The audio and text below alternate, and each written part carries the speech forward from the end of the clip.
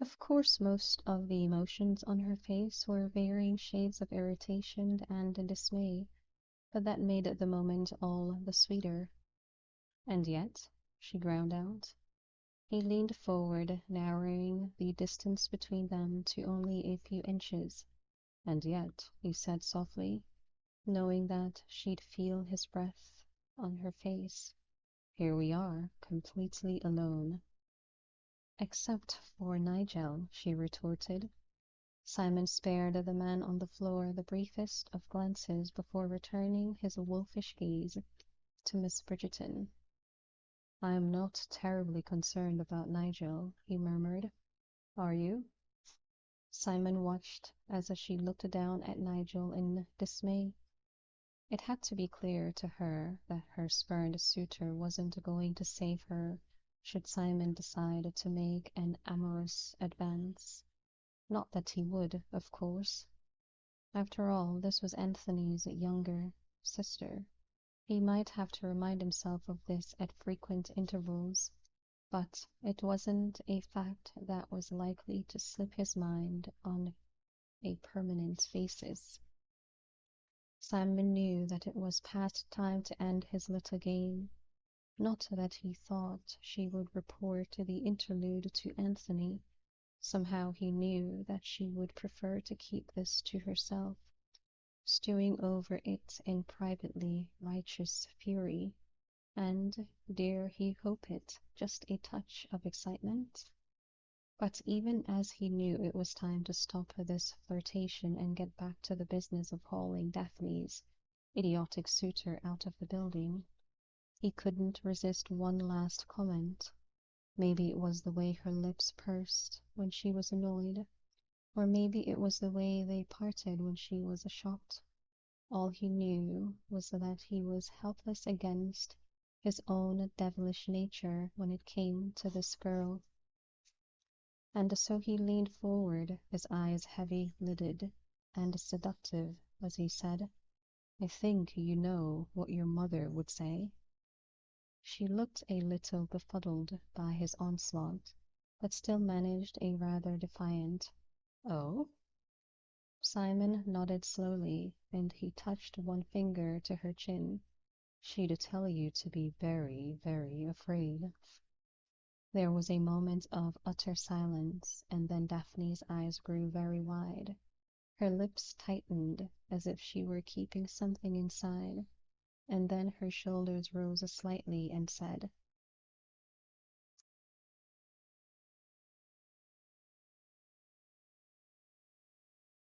"Oh, my goodness," she gasped. "Oh, that was funny." Simon was not amused. "I'm sorry?" This was said between laughs.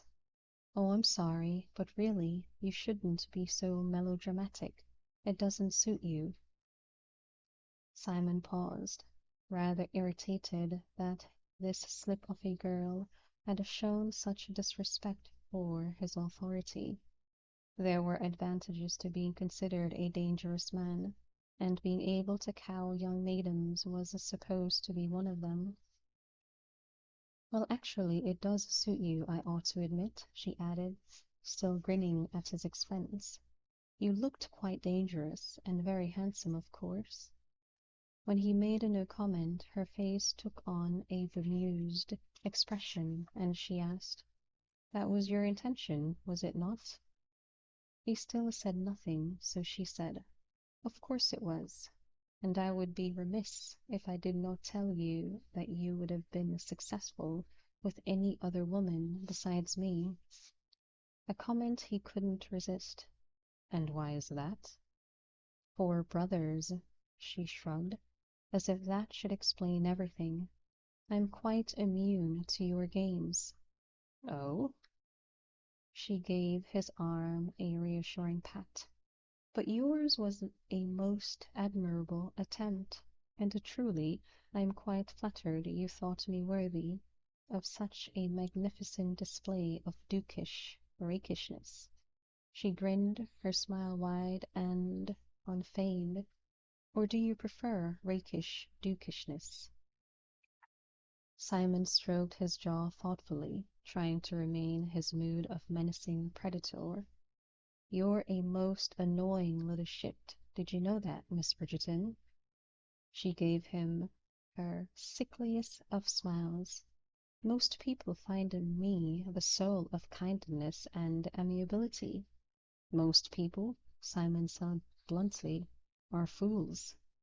Daphne cocked her head to the side, obviously pondering his words. Then she looked over at Nigel and sighed. "I'm afraid I have to agree with you, much as it pains me." Simon bit back a smile. "It pains you to agree with me, or that most people are fools?" "Both." She grinned again, a wide, enchanting smile that did odd things to his brain, but mostly the former.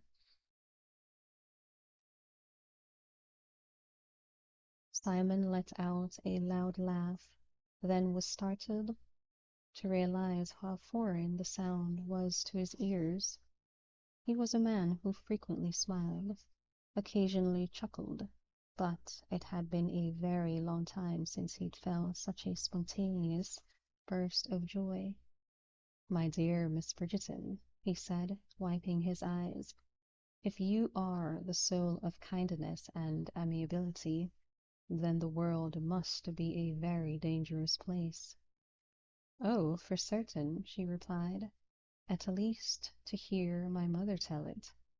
"I can't imagine why I do not recall your mother," Simon murmured, "because she certainly sounds a memorable character." Daphne raised a brow. "You don't remember her?" He shook his head. "Then you don't know her. Does she look like you?" "That's an odd question." "Not so very odd," Simon replied, thinking that Daphne was exactly right.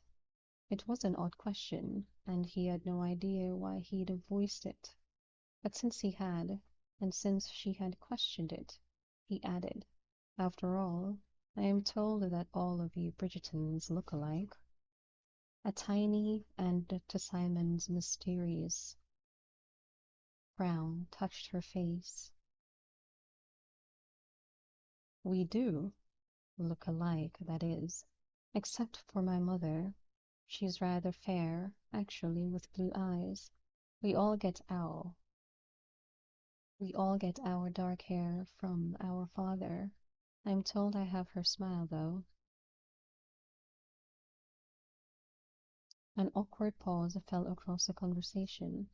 Daphne was shifting from foot to foot, not at all certain what to say to the Duke, when Nigel exhibited stellar timing for the first time in his life and sat up. "Daphne?" he said, blinking as if he couldn't see straight. "Daphne, is that you?" "Good gosh, Miss Bridgerton," the Duke swore. "How hard did you hit him?" "Hard enough to knock him down, but no worse than that, I swear." Her brow furrowed. "Maybe he's drunk." "Oh, Daphne," Nigel moaned. The Duke crouched next to him, then reeled back, coughing. "Is he drunk?" Daphne asked. The Duke staggered back. He must have drunk an entire bottle of whiskey just to get up the nerve to propose. "Who would have thought I could be so terrifying?" Daphne murmured, thinking of all the men who thought of her as a jolly good friend and nothing more. How wonderful! Simon stared at her as if she were insane, then muttered, "I'm not even going to question that statement." Daphne ignored his comment. "Should we set our plan into action?" Simon planted his hands on his hips and reassessed the scene. Nigel was trying to rise to his feet, but it didn't appear, to Simon's eyes at least, that he was going to find success any time in the near future. Still, he was probably lucid enough to make trouble, and certainly lucid enough to make noise, which he was doing. Quite well, actually. "Oh, Daphne, I love you so much, Daphery." Nigel managed to raise himself to his knees. weaving around as he shuffled toward Daphne, looking rather like a Scotted churchgoer attempting to pray. Please marry me, Daph. You have to.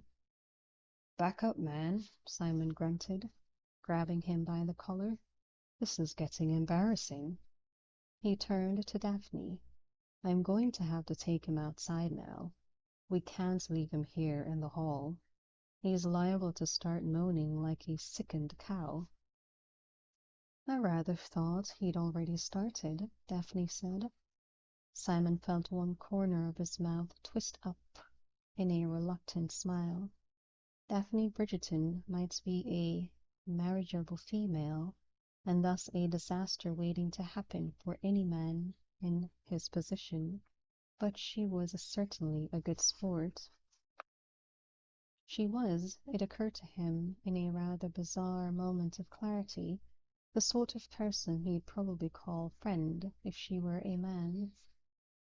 But since it was abundantly obvious to both his eyes and his body that she wasn't a man, Simon decided it was in both of their interests to wrap up this situation as soon as possible.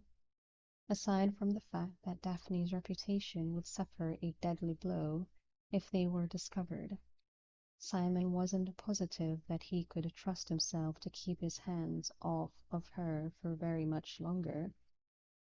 It was an unsettling feeling that, especially for a man who so valued his self-control, control was everything. Without it, he'd never have stood up to his father or taken a first at university. Without it, he thought grimly, he'd still be speaking like an idiot. I'll haul him out of here, he said suddenly. You go back to the ballroom. Daphne frowned, glancing over her shoulder to the hall that led back to the party. Are you certain? I thought you wanted me to go to the library. That was when we were going to leave him here while I summoned the carriage. But we can't do that if he's awake. She nodded her agreement and asked, Are you sure you can do it? Nigel's a rather large man. I'm larger. She cocked her head. The Duke, although lean, was powerfully built, with broad shoulders and firmly muscled thighs. Daphne knew she wasn't supposed to notice such things, but really, was it her fault that current fashions dictated such snug breeches? More to the point, he had a certain air about him, something almost predatory, something that hinted of tightly controlled strength and power. Daphne decided she had no doubt that he'd be able to move Nigel. Very well, she said, giving him a nod. And thank you. It's very kind of you to help me in this way. I'm really kind, he muttered. Really? She murmured, allowing herself a tiny smile. How odd. I couldn't possibly think of anything else to call it. But then again, I've learned that men... You do seem to be the expert on men, he said, somewhat acerbically, and then grunted as he hauled Nigel to his feet. Nigel promptly reached for Daphne, practically sobbing her name. Simon had to brace his legs to keep him from lunging at her. Daphne darted back a step. Yes, well, I do have 4 brothers. I bet you a better education I cannot imagine. There was no way of knowing if the Duke had intended to answer her, because Nigel chose at that moment to regain his energy, although clearly not his equilibrium, and yanked himself free of Simon's grip. He threw himself onto Daphne, making incoherent, drunken noises all the way. If Daphne hadn't had her back to the wall, she would have been knocked to the ground. As it was, she hit the wall with a bone-jarring thud, knocking all the breath from her body. "Oh, for the love of Christ!" the Duke swore, sounding supremely disgusted.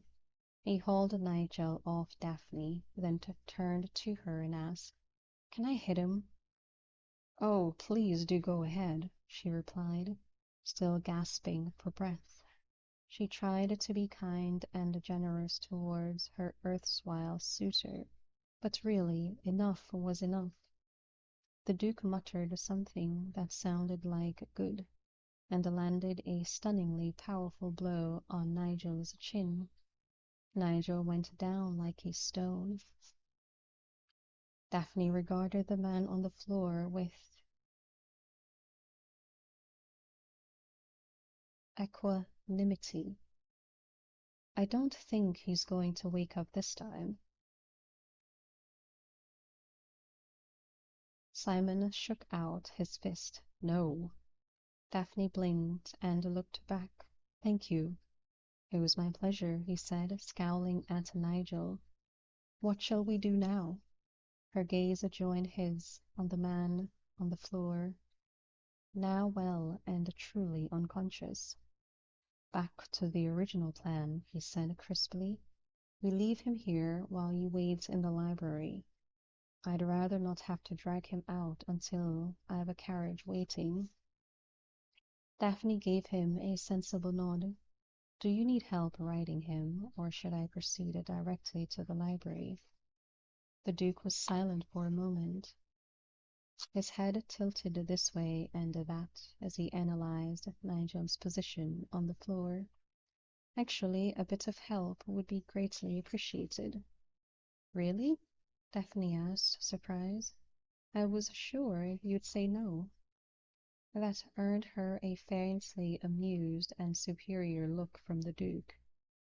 "And is that why you asked?" "No, of course not," Daphne replied, slightly offended. "I'm not so stupid as to offer help if I have no intention of giving it. I was merely going to point out that men, in my experience—" "You have too much experience," the Duke muttered under his breath. "What?" "I beg your pardon," he amended. "You think you have too much experience." Daphne glared at him, her dark eyes smoldering nearly to black. "That is not true. And who are you to say, anyway?" "No, that's not quite right either," the Duke mused, completely ignoring her furious question. "I think it's more that I think you have too much experience." "Why, you—" As retorts went, it wasn't especially effective. But it was all Daphne could manage to get out. Her powers of speech tended to fail her when she was angry. And she was really angry. Simon shrugged, apparently unmoved by her furious visage. "My dear Miss Bridgerton, if you call me that one more time, I swear I shall scream." "No, you won't," he said with a rakish smile. "That would draw a crowd, and if you recall, you don't want to be seen with me." "I am considering risking it," Daphne said, each word squeezed out between her teeth. Simon crossed his arms and leaned lazily against the wall. "Really?" he drawled. "This I should like to see." Daphne nearly threw up her arms in frustration. "Forget it. Forget me. Forget this entire evening. I'm leaving." She turned around, but before she could even take a step, her movement was arrested by the sound of the Duke's voice. "I thought you were going to help me." Drat! He had her there. She turned slowly around. "Why, yes," she said, her voice patently false. "I'd be delighted."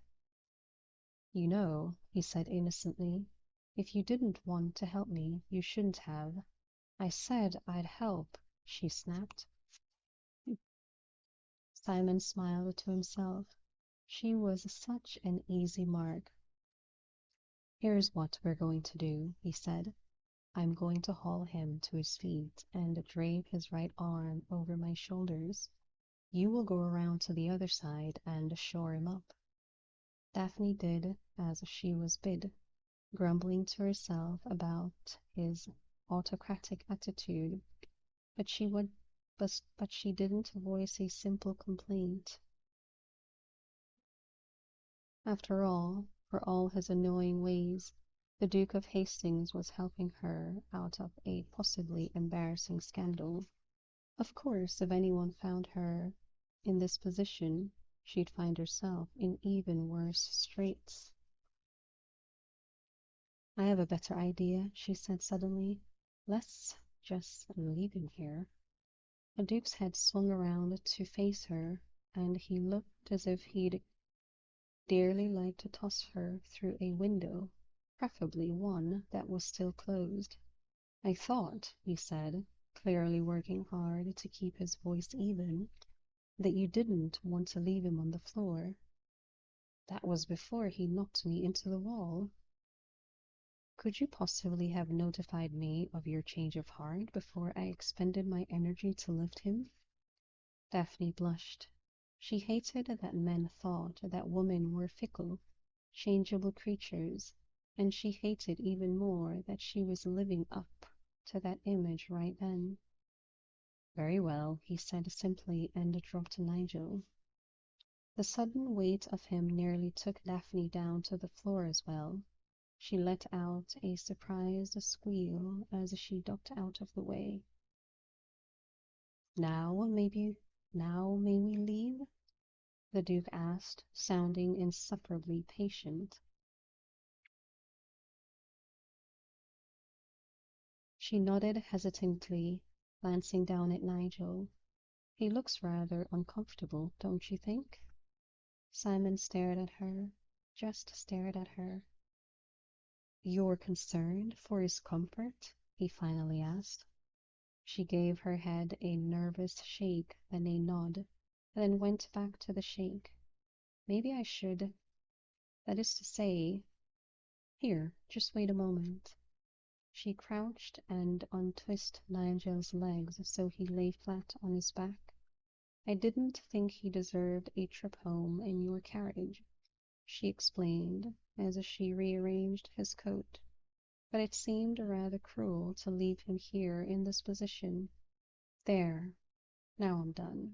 She stood and looked up, and just managed to catch sight of the Duke as he walked away, muttering something about Daphne and something about women in general, and something else entirely that Daphne didn't quite catch. But maybe that was for the best. She rather doubted. She rather doubted it had been a compliment.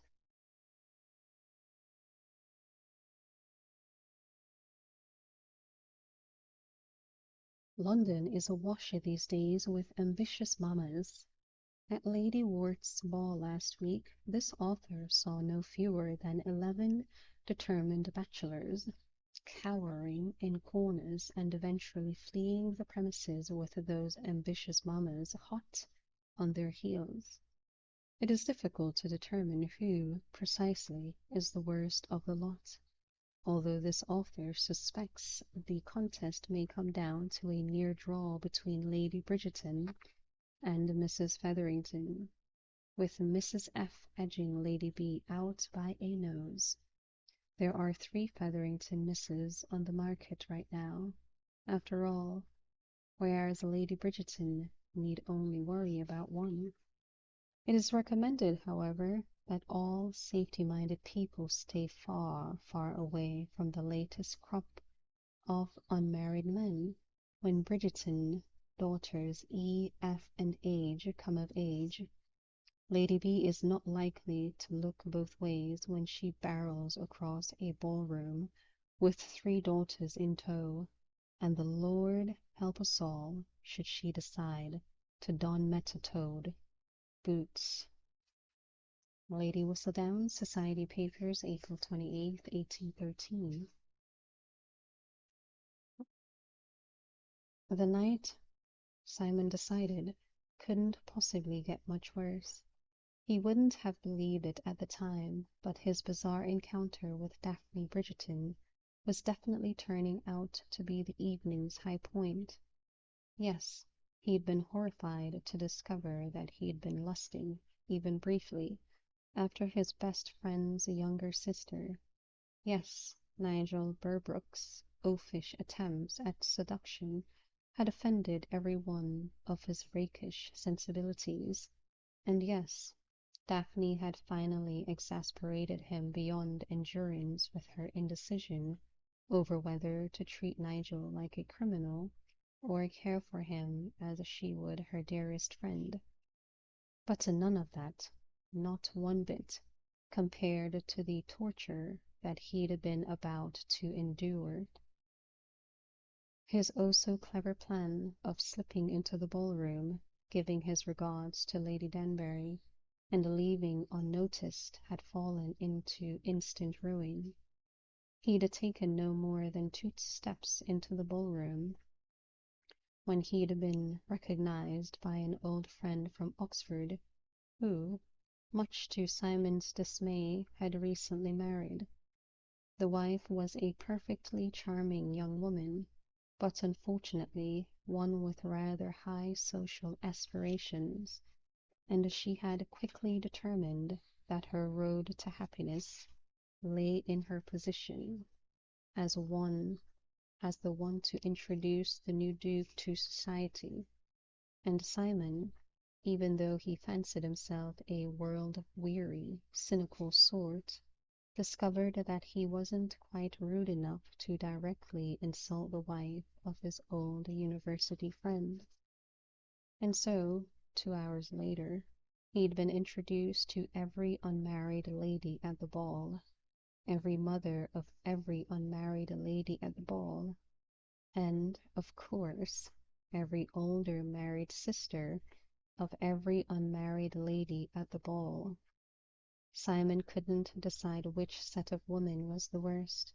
The unmarried ladies were decidedly boring, the mothers were annoyingly ambitious, and the sisters, well, the sisters were so forward Simon began to wonder if he'd stumbled into a brothel. 6 of them had made extremely suggestive remarks.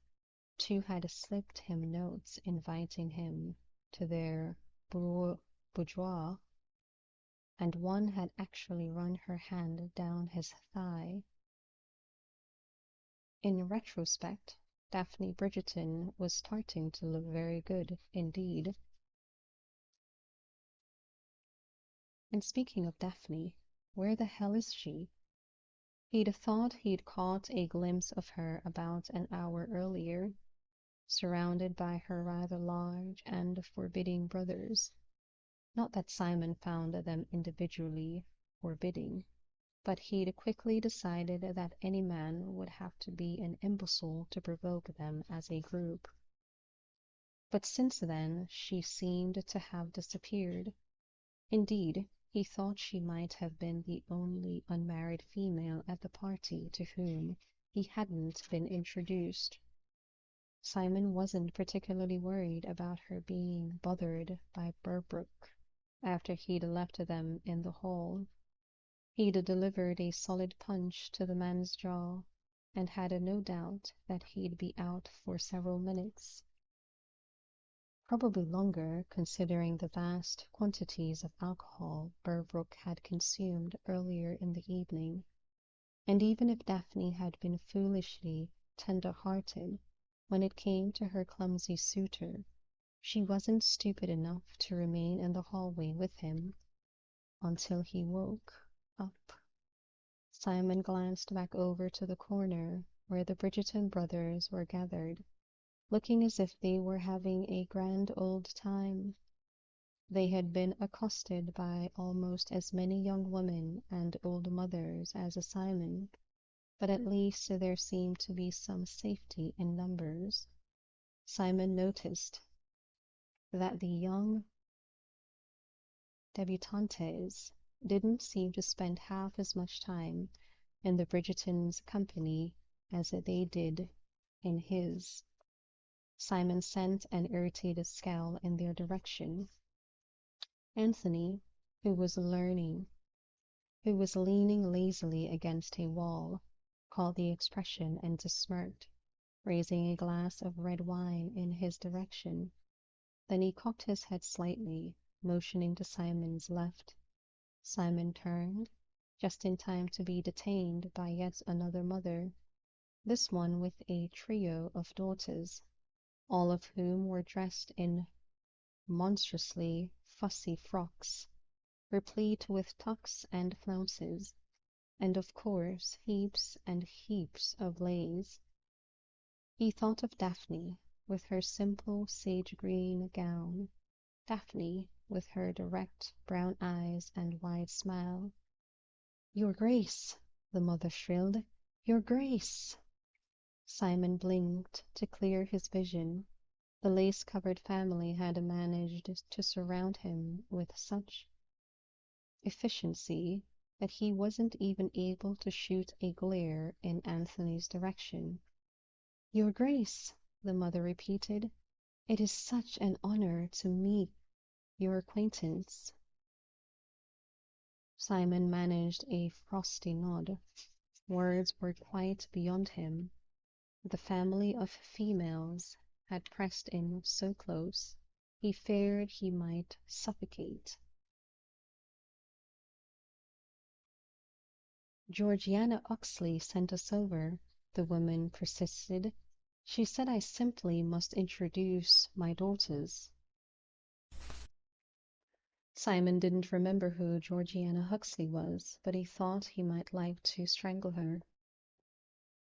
"Normally I should not be so bold," the woman went on, "but your dear, dear papa was such a friend of mine."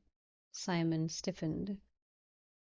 "He was truly a marvelous man," she continued, her voice like nails to Simon's skull. "So conscious of his duties to the title.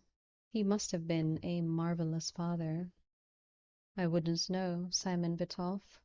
"Oh!"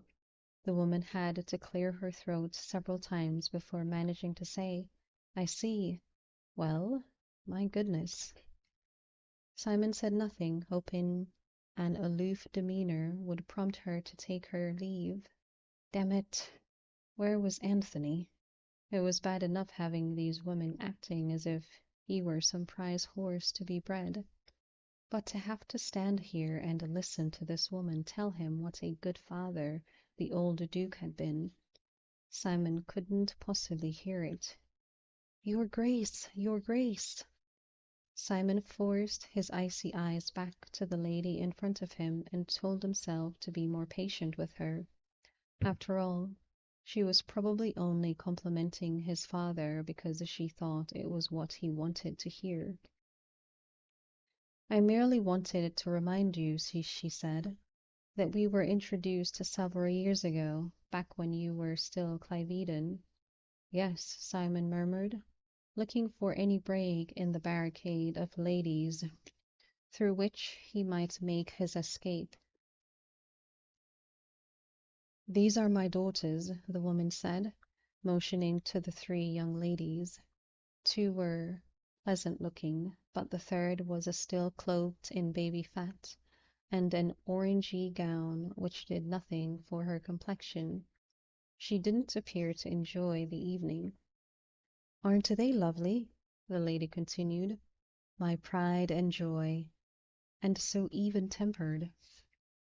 Simon had the queasy feeling that he'd heard the same words once when shopping for a dog. "Your Grace, may I present Prudence, Philippa, and Penelope?" The girls made their curtsies, not a one of them daring to meet his eye.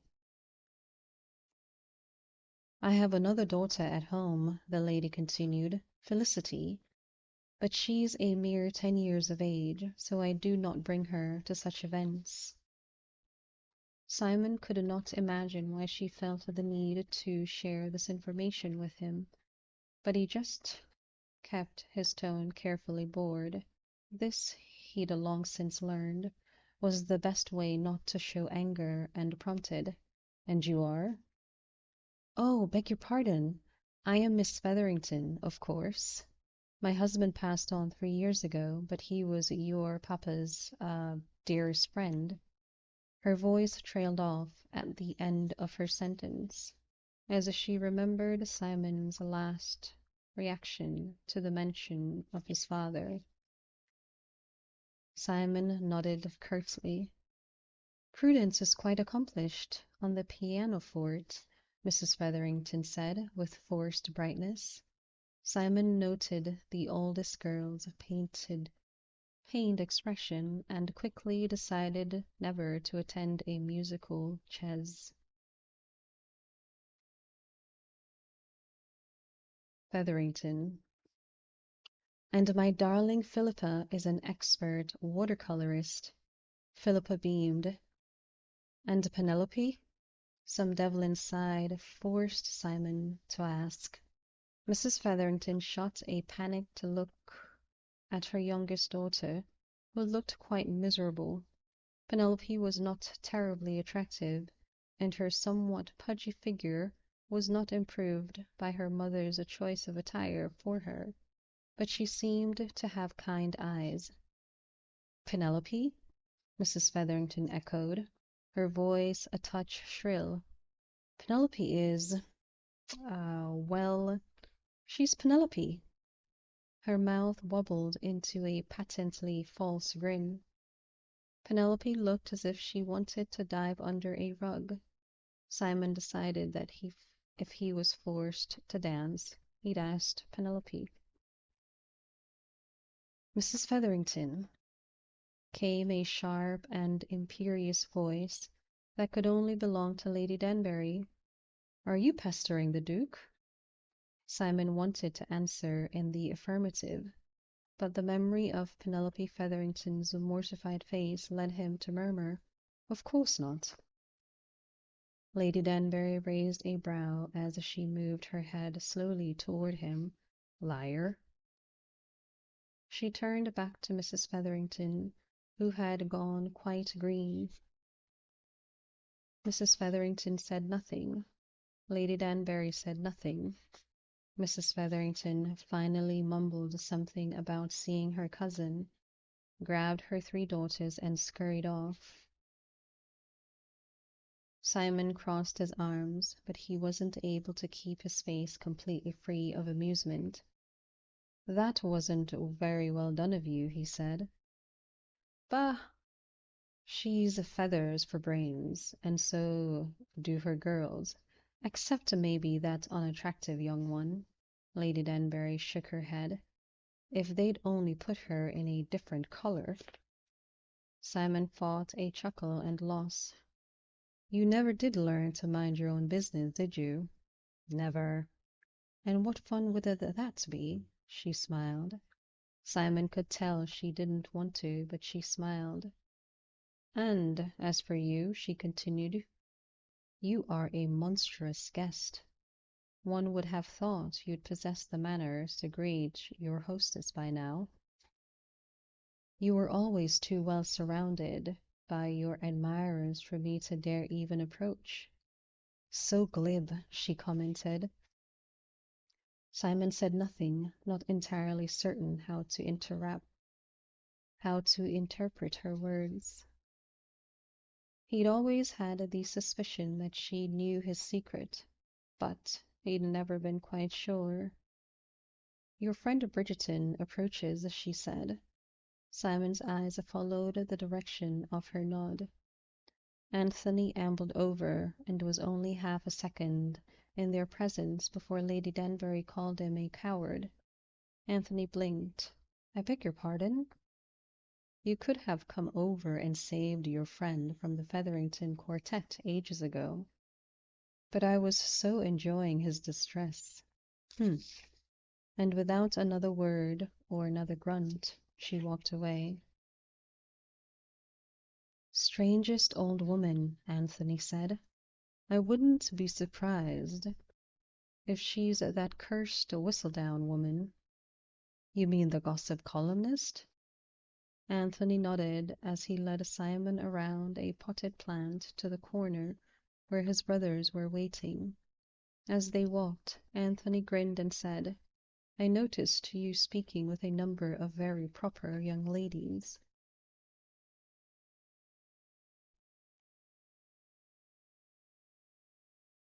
Simon muttered something rather obscene and unflattering under his breath, but Anthony only laughed. You can't say I didn't warn you, can you? It is galling to admit that you might be right about anything, so please do not ask me to do so. Anthony laughed once more. For that comment, I shall start introducing you to the debutantes myself. If you do, Simon warned, you shall soon find yourself dying a very slow and painful death. Anthony grinned. Swords or pistols? Oh, poison. Very definitely poison. Ouch.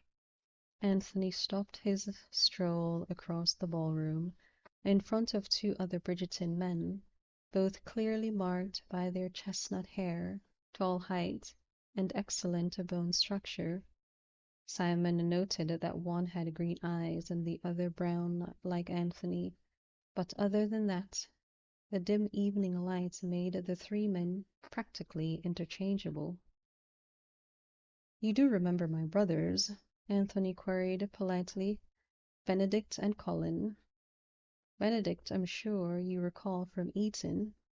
He was the one who dogged our footsteps for 3 months when he first arrived. Not true, Benedict said with a laugh. I don't know if you've met Colin, actually, Anthony continued. He was probably too young to have crossed your path. Pleased to meet you, Colin said jovially. Simon noted the rascally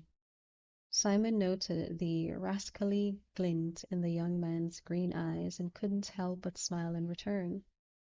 Anthony here has said such insulting things about you, Colin continued, his grin growing quite wicked, that I know we're sure to be great friends. Anthony rolled his eyes. I'm certain you can understand why my mother is convinced that Colin will be the first of her children to drive her to insanity. Colin said, I pride myself on it, actually.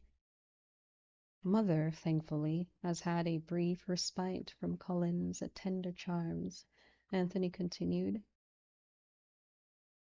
He's actually just returned from a grand tour of the continent. Just this evening, Anthony said with a boyish grin. He had a devil-may-care youthful look about him. Simon decided he couldn't be much older than Daphne. I have just returned from travels as well, Simon said. Yes, except yours spanned the globe, I hear, Colin said. I should love to hear about them some day. Simon nodded politely. Certainly. Have you met Daphne? Benedict inquired. She's the only Bridgerton in attendance who's unaccounted for. Simon was pondering how best to answer that question when Colin let out a snort and said, Oh, Daphne's accounted for. Miserable, but accounted for. Simon followed his gaze across the ballroom, where Daphne was standing next to what had to be her mother, looking, just as Colin had promised, as miserable as could be. And then it occurred to him. Daphne was one of those dreaded unmarried young ladies being paraded about by her mother. She seemed far too sensible and forthright to be such a creature. And yet, of course, that was what she had to be. She couldn't have been more than 20, and as her name was still Bridgerton, she was clearly a maiden. And since she had a mother, well, of course, she'd be trapped into an endless round of introductions. She looked every bit as pained by the experience as Simon had been. Somehow that made him feel a good deal better. One of us should save her, Benedict mused. Nah, Colin said, grinning. Mother's only had her over there with Macclesfield for 10 minutes. Macclesfield? Simon asked. The Earl, Benedict replied. Castleford's son. 10 minutes? Anthony asked. Poor Macclesfield. Simon shot him a curious look.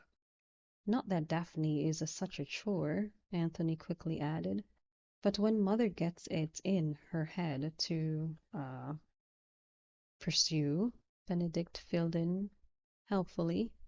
A gentleman, Anthony continued with a nod of thanks toward his brother. She can be, uh, relentless, Colin said. Anthony smiled wickedly. Yes, exactly. Simon looked back over toward the trio in question. Sure enough, Daphne looked miserable. Macclesfield was scanning the room, presumably looking for the nearest exit, and Lady Bridgerton's eyes held a gleam so ambitious that Simon cringed in sympathy for the young Earl. We should save Daphne, Anthony said. We really should, Benedict added. And Macclesfield, Anthony said. Oh, certainly, Benedict added.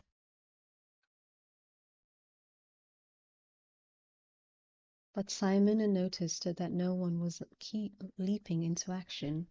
All talk, aren't you? Colin chortled. I don't see you marching over there to save her, Anthony shot back. Hell no, but I never said we would. You, on the other hand. What the devil is going on? Simon finally asked. The three Bridgerton brothers looked at him with identical guilty expression. We should save Daph, Benedict said. We really should, Anthony added. What my brothers are too lily-livered to tell you, Colin said derisively, is that they are terrified of my mother. It's true, Anthony said with a helpless shrug. Benedict nodded.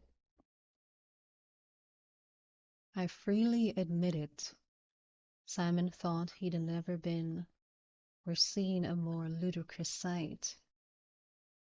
These were the Bridgerton brothers, after all, tall, handsome, athletic, with every miss in the auction or in the room setting her cap after them, and here they were, completely cowed by a mere slip of a woman. Of course, it was their mother. Simon supposed one had to make allowances for that. If I save Daph, Anthony explained, Mother might get me into her clutches, and then I am done for. Simon choked on a laughter as his mind filled with a vision of Simon being led around by his mother, moving from unmarried lady to unmarried lady. Now you see why I avoid these functions like the plague, Anthony said grimly. I am attacked from both directions. If the debutantes and their mother don't find me, my mother makes certain I find them. Say, Benedict exclaimed, why don't you save her, Hastings? Simon took one look at Lady Bridgerton, who at that point had her hand firmly wrapped around Macclesfield's forearm, and decided he'd rather be branded an eternal coward. Since we haven't been introduced, I'm sure it would be most improper, he improvised. I'm sure it wouldn't, Anthony returned. You're a duke. So? So, Anthony echoed. Mother would forgive any impropriety if it meant gaining an audience for Daphne with a duke. Now look here, Simon said hotly. I am not some sacrificial lamb to be slaughtered on the altar of your mother. You have spent a lot of time in Africa, haven't you? Colin quipped. Simon ignored him. Besides, your sister said. Hmm. All three Bridgertons' heads swung around in his direction. Simon immediately realized he'd blundered badly. You've met Daphne? Anthony queried, his voice just a touch too polite for Simon's comfort.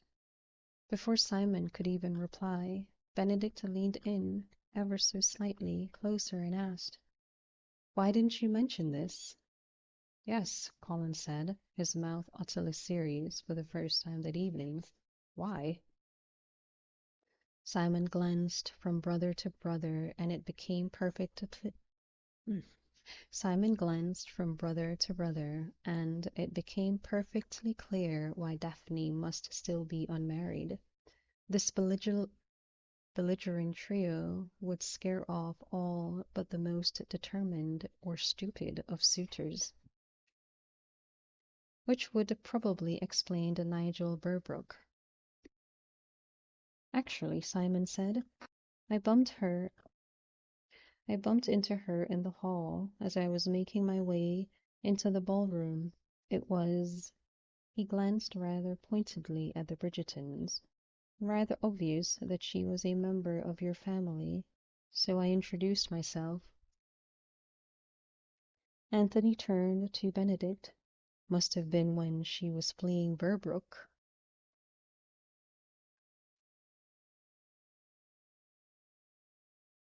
Benedict turned to Colin. What did happen to Burbrook? Do you know? Colin shrugged. Haven't the faintest. Probably left to nurse his broken heart. Or broken head, Simon thought. Acerbically. Well, that explains everything, I'm sure, Anthony said, losing his overbearing big brother expression and looking once again like a fellow rake and best friend.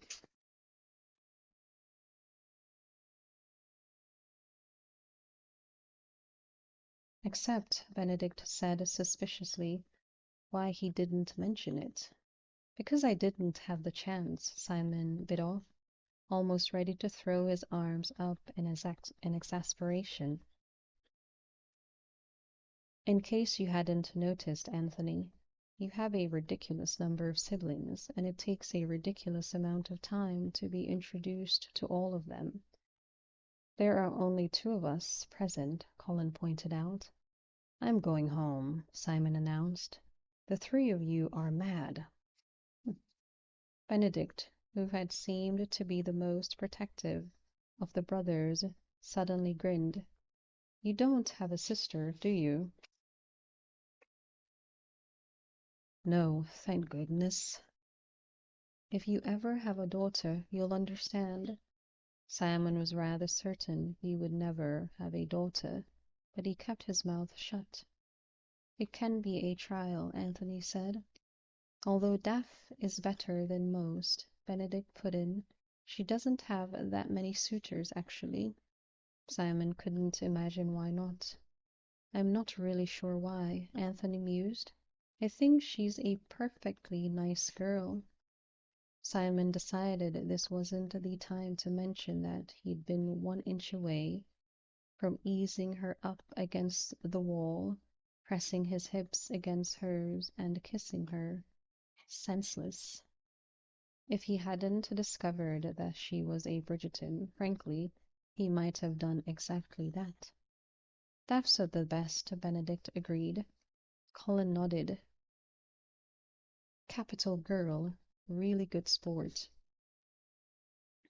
There was an awkward pause, and then Simon said, Well, good sport or not, I'm not going over there to save her, because she told me quite specifically that your mother forbade her ever to be seen in my presence.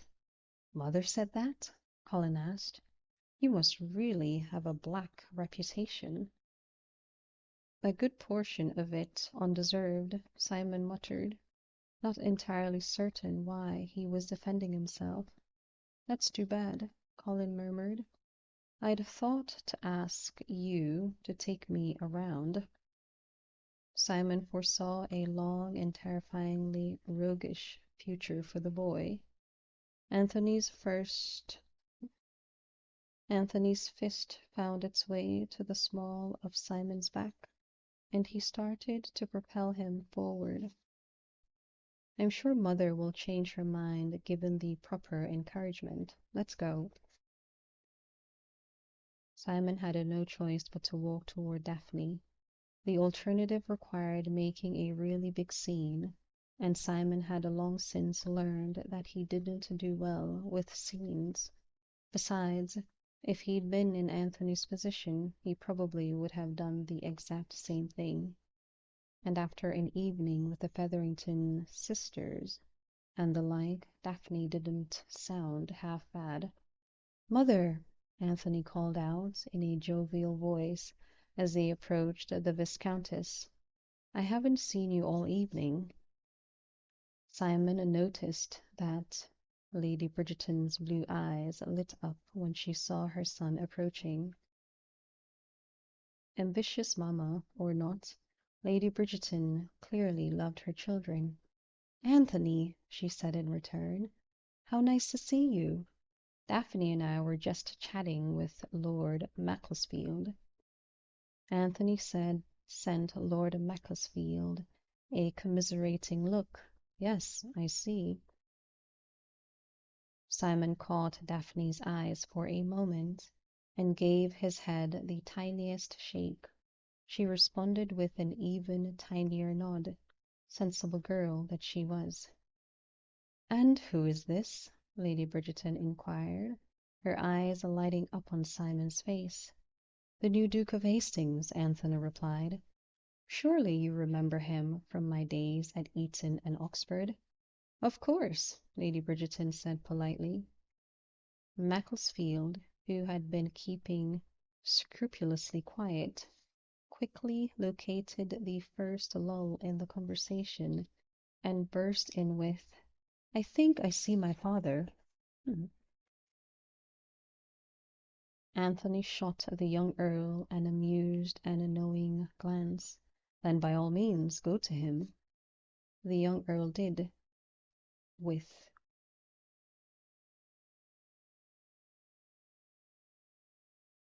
alacrity.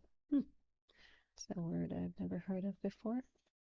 I thought he detested his father, Lady Bridgerton said with a confused expression. He does, Daphne said baldly. Simon choked down a laugh. Daphne raised her brows, silently daring him to comment. Well, he had a terrible reputation anyway, Lady Bridgerton said. There seems to be quite a bit of that in the air these days, Simon murmured. Daphne's eyes widened, and this time Simon got to raise his brows, silently daring her to comment. She didn't, of course, but her mother gave him a sharp look, and Simon had the distinct impression that she was trying to decide whether his newly acquired dukedom made up for his bad reputation. I don't believe I had the chance to make your acquaintance before I left the country, Lady Bridgerton, Simon said smoothly, but I am very pleased to do so now. As I am, she mentioned to Daphne. My daughter Daphne. Simon took Daphne's gloved hand and laid a scrupulously polite kiss on her knuckles. I am honored to officially make your acquaintance, Miss Bridgerton. Officially? Lady Bridgerton queried. Daphne opened her mouth, but Simon cut in before she could say anything. I already told your brother about our brief meeting earlier this evening. Lady Bridgerton's head turned rather sharply. in Daphne's direction. You were introduced to the Duke earlier this evening? Why did you not say something? Daphne smiled tightly. We were rather occupied with the Earl, and before that with Lord Westborough, and before that with— I see your point, Daphne, Lady Bridgerton ground out. Simon wondered how unforgivably rude it would be if he laughed. Then Lady Bridgerton turned the full force of her smile on him, and Simon quickly learned where Daphne got that wide, wide smile from, and Simon realized that Lady Bridgerton had decided that his bad reputation could be overlooked. A strange light appeared in her eye, and her head bobbled back and forth between Daphne and Simon. Then she smiled again. Simon fought the urge to flee. Anthony leaned over slightly and whispered in his ear. I am so sorry, Simon said between clenched teeth. I may have to kill you. Daphne's icicle glare said that she'd heard both of them and was not amused. But Lady Bridgerton was blissfully oblivious, her head presumably already filling with images of a grand wedding. Then her eyes narrowed as she focused on something behind the men. She looked so overwhelmingly annoyed that Simon, Anthony, and Daphne all twisted their necks to see what she was looking at. Mrs. Featherington was marching purposefully in their direction, Prudence and Philippa right behind her. Simon noticed that Penelope was nowhere to be seen. Desperate times, Simon quickly realized, called for desperate measures. Miss Bridgerton, he said, whipping his head around to face Daphne. Would you care to dance?